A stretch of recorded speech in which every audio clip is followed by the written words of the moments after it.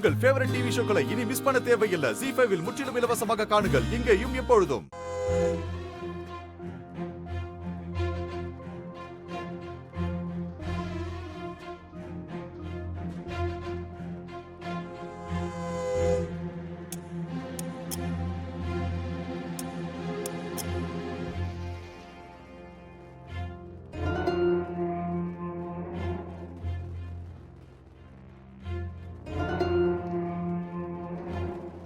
இப்போ தானே சாப்பிட்ருக்கேன், கொஞ்சம் யோசித்து தான் சொல்லணும்.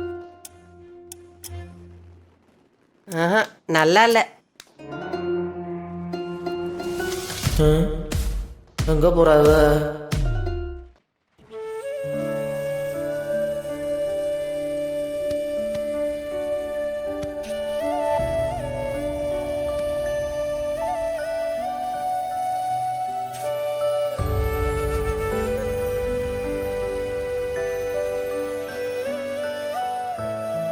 உன் கஷ்டம் எனக்கு புரியுது.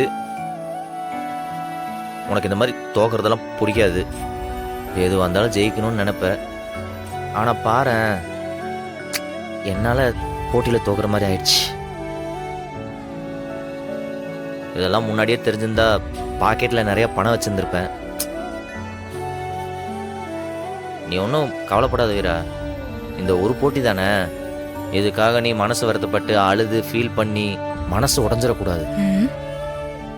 இந்த போட்டியில் நான் வேற போட்டி வைக்க தான் போறாங்க. அதில் நம்ம கண்டிப்பா ஜெயிக்கிறோம். நான் உனக்கு சப்போர்ட்டா இருக்கேன் வீரா. நீ ஒன்றும் ஃபீல் பண்ணாத, நான் இருக்கேன்.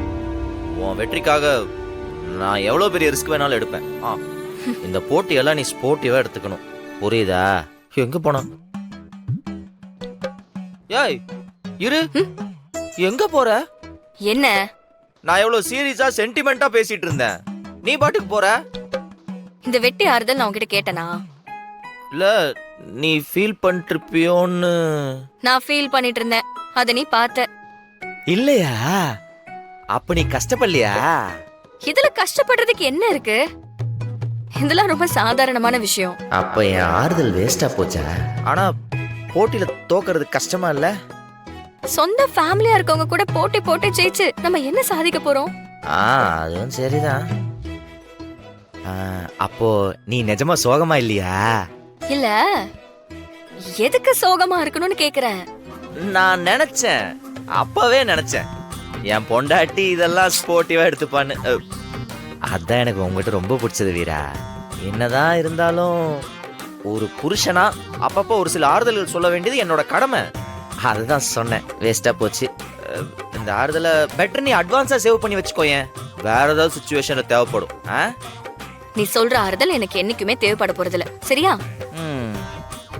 அதுவும் சரிதான். இந்த தைரியம் தான் எனக்கு உங்ககிட்ட ரொம்ப பிடிச்சது. நான் உனக்கு புருஷனா கிடைக்கிறதுக்கு நீ ரொம்ப கொடுத்து வச்சிருக்கணும். ZEE5 ஆப்பை டவுன்லோட் செய்து அனைத்து எபிசோடுகளையும் இலவசமாக பாருங்க.